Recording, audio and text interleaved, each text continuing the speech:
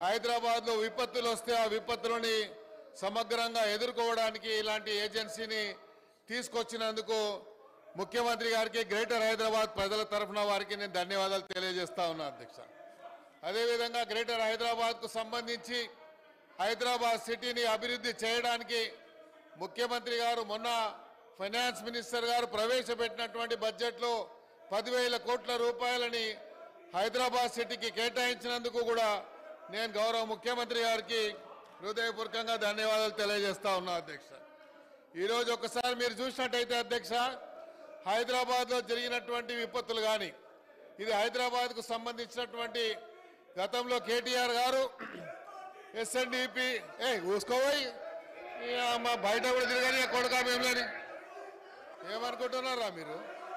ఈ అమ్మ తోలు తీస్తా కొడుక ఒక్కొక్కంది తోలు తీస్తా ఒక్కొక్కంది చెప్తున్నా తోలు తీస్తా ఏమరే బయట కూడా తిరగని అని చెప్తున్నా నేను.